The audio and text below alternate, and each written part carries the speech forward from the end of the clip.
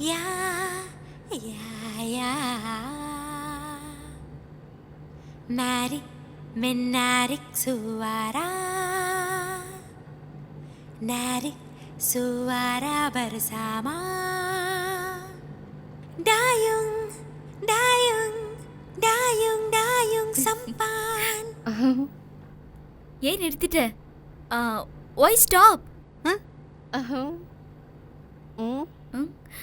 எல்லாரும் போயிட்டாங்க. All go. You sing, sing. You sing. ஐயோ, நான் பாட மாட்டேன்பா. நான் no sing. You sing. Sing, No, sing, sing, no. please. Sing.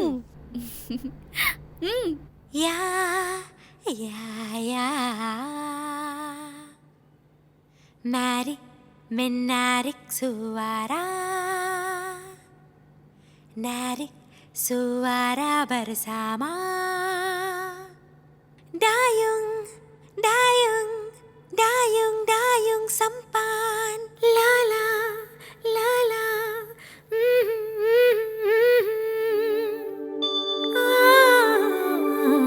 La la la la la la. Dhani sa sa sa. Dhani sa sa sa.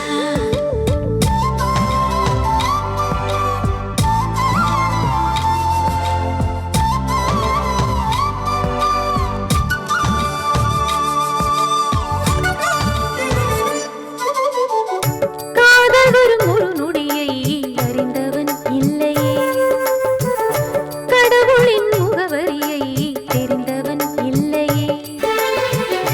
மழை வைத்த மறுநொடியில் இலைகள் தூருமே, காற்றடித்து முடிந்த பின்னும் வேர்கள் ஆடுமே. என் உள்ளம் அது போலே அட இன்னும் அது ஏனோ. நம் காதலின் அன்பு இரும்பையும் துரும்பாய் அசைக்குமே. காதல் வரும் ஓர் நொடியை அறிந்தவன் இல்லையே, கடவுளின் முகவரியை தெரிந்தவன் இல்லையே.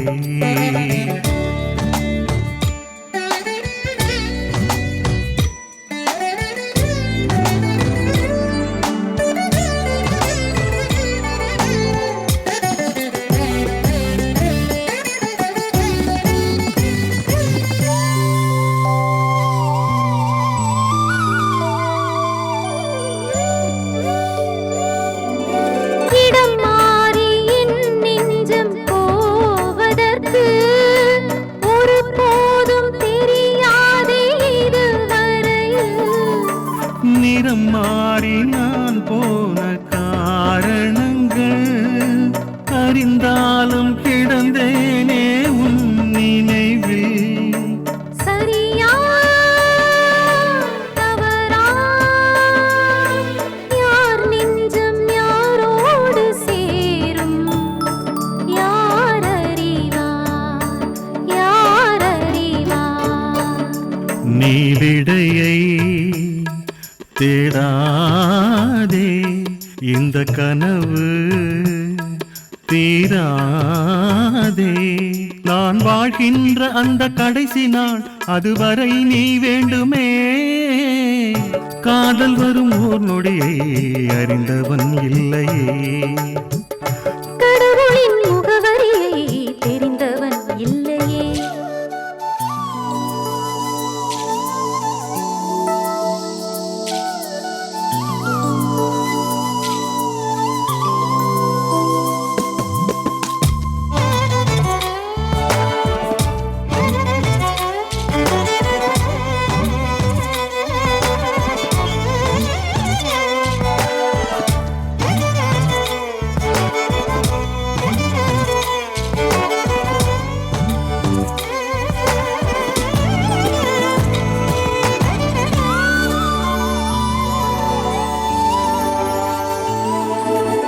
எப்போதும் ஓயாத உன் கனவில் அன்பே நான் இன்னும் இருக்கின்றேனே. ஒருபோதும் அழியாத உன் நினைவில் இப்போதும் நான்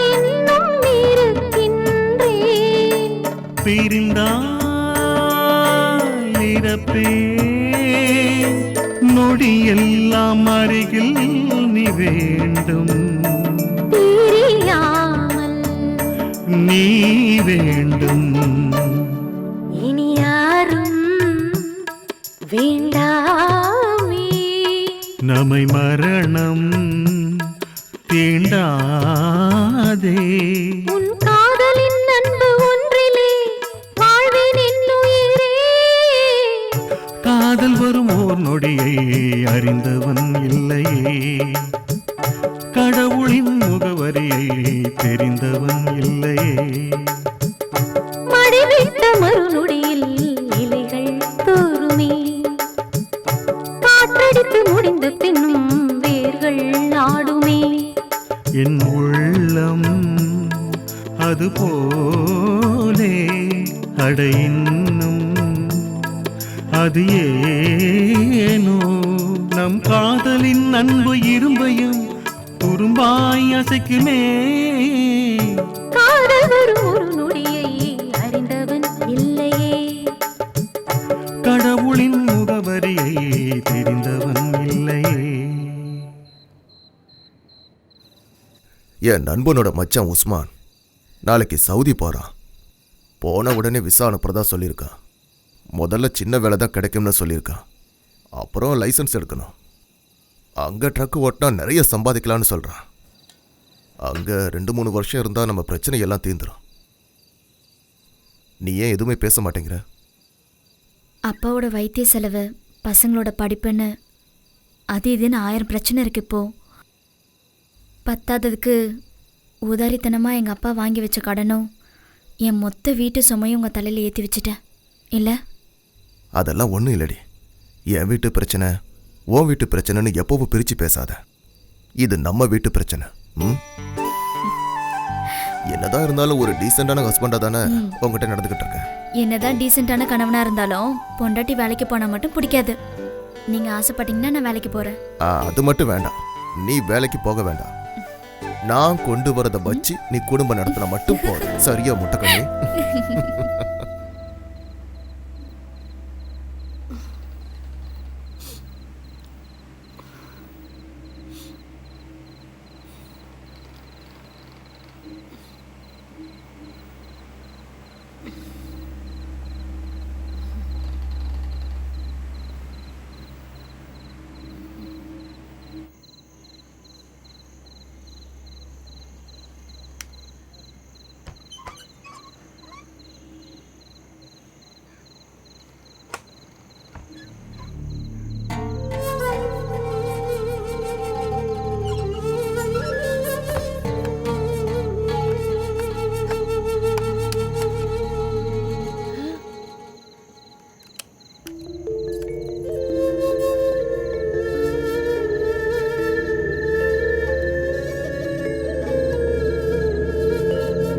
இதுதான் நம்ம ஊர் பொண்ணுங்களோட பிரச்சனையே. பழகினாலே கல்யாணம் பண்ணணும்னு வாழுங்க.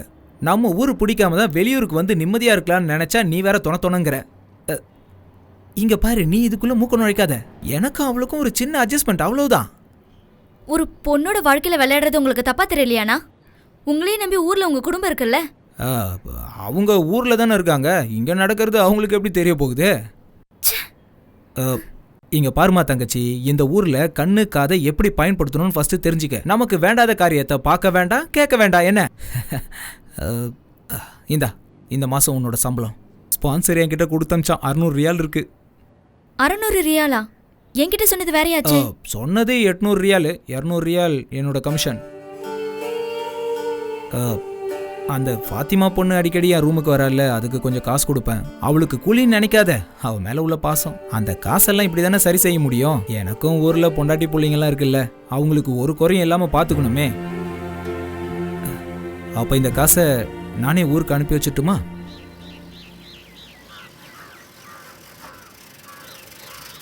அம்மா சீக்கிரம் வா, லெட்டர் வந்திருக்குன்னு நினைக்கிறேன். அக்கா கிட்ட இருந்தான்னு பாரு. இல்ல, ஃபைனான்ஸ் கம்பெனில இருந்து டியூ சீக்கிரமா கட்ட சொல்லி வந்திருக்கு. கண்ணியம்மா, அஸ்வதி கிட்ட இருந்துன்னு நினைச்சேன்.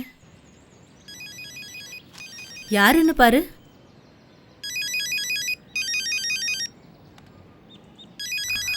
மா வேகமா வாமா, ஃபாரின் நம்பர் மாதிரி இருக்கு. அக்காவா இருக்கும், எடு எடு. ஹலோ. ஹலோ, இது அஸ்வதியோட வீடு தானே? ஆமா, நீங்க யார் பேசுறது? நான் சவுதியிலேருந்து பேசுகிறேன். எனக்கு அஸ்வதியை பற்றின சில விவரங்கள் தெரியணும். சவுதியில இருந்து? ஹலோ, யாருங்க பேசுறது? என் பொண்ணுக்கு தெரிஞ்சவங்களா? அவ ஏன் பேச மாட்டேங்கிறா? அஸ்வதியோட அம்மாவா நீங்கள்? ஆமாப்பா. அஸ்வதி இங்கேருந்து கடைசியாக உங்களுக்கு எப்போ ஃபோன் பண்ணாங்க தெரியுமா? ஈஸ்வரா, அவளுக்கு என்னப்பா ஆச்சு? என் பொண்ணு குரலை கேட்டு மாசம் 5-6 இருக்கும்பா.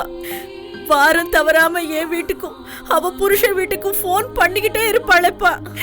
2 மாசம் தவறாம பணம் அனுப்பிக்கிட்டு இருந்தா. இப்போ ஃபோனும் இல்ல, லெட்டரும் இல்ல. அவன் நம்பருக்கு போட்டா எப்ப பாரு கிடைக்கிறது இல்ல. என் பொண்ணுக்கு என்னப்பா ஆச்சு? யாரு யாரு நீங்க? எனக்கு காசு பணம் ஒண்ணு வேண்டாம். என் பொண்ண பக்கத்துல வச்சு பார்த்தா போதும்.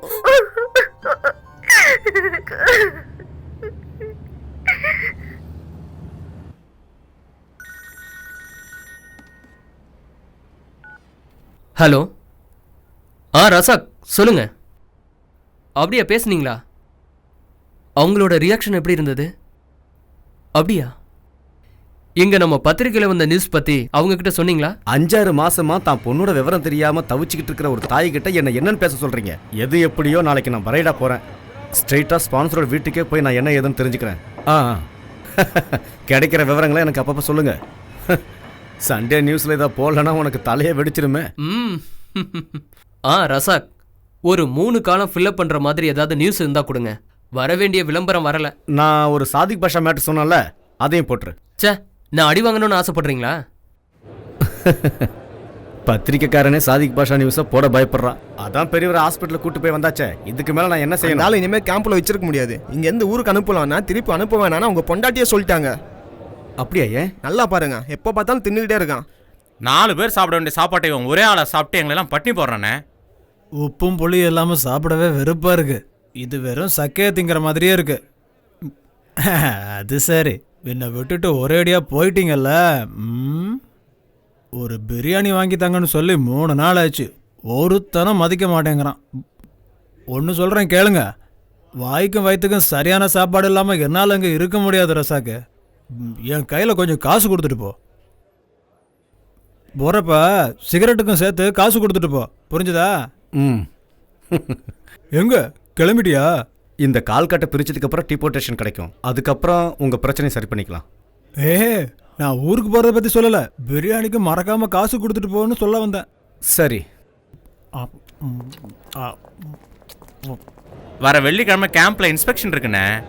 கம்பெனி ஆள் இல்லாம வேற ஒருத்தனை பார்த்தா என் வேலை போயிருண்ணே. அதுக்கு நான் என்ன பண்ண முடியும்? சார், நீங்க தான் எங்களை காப்பாற்றணும். பாஸ்போர்ட் இல்லாத ஒரு ஆளுக்கு வேலை கொடுத்து நானா மேல இருந்து கீழே குதிக்க சொன்னேன்? தெரியாம நடந்துருச்சு. ரசாக் அண்ணன் எதுவும் செய்யலனா அவனத்துக்கு நாங்களே வெளியே போட்டுருவோம்ண்ணே. என்ன ரசா கடனுக்கு வேஸ்ட் பொருள் அள்ளிட்டு போறதா வேலையா? வாங்கண்ணே போலாம். ரசாக் அண்ணன் என்னென்ன கைவிட்டு போறீங்க? நீங்க ஒரு 2 நாள் அவர் அங்கேயே தங்க வைங்க. அதுக்குள்ள அவருக்கு ஒரு வழி கிடைக்காமல போயிடும். روح من هنا، ما ابغي اسمع شيء. هذه الخدامه اساءت لسمعتي. روح روح.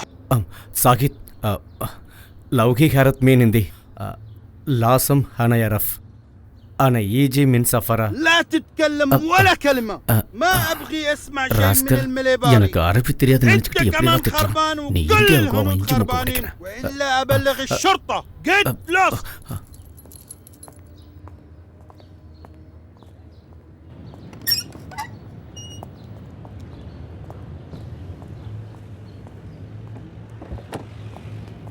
அண்ணே, ஏதாவது துப்பு கிடைச்சதா? மரியாதை தெரியாதவன் வாய்க்கு வந்தபடிலாம் பேசிட்டாயா என்ன? திருடு போனது அவன் பணம் நகை தானே, குறைக்க தான் செய்வான். இவனோட நடவடிக்கையெல்லாம் பார்க்கும்போது இங்க ஏதோ தப்பு நடக்குதுன்னு மட்டும் நல்லா தெரியுது.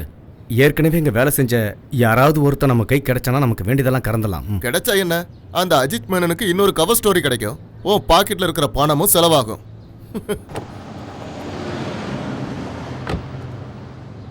அஜித்துக்கு வாக்கு கொடுத்துட்டேங்கிறதுக்காக மட்டும் நான் இங்கே வந்து பார்க்கல வரதா? ஒருவேளை அஸ்வதி நிரபராதியாக இருக்கலாம் இல்லையா? அந்த பொண்ணு மிஸ் ஆனதுக்கான காரணத்தை எப்படியாவது கண்டுபிடிச்சாகணும்.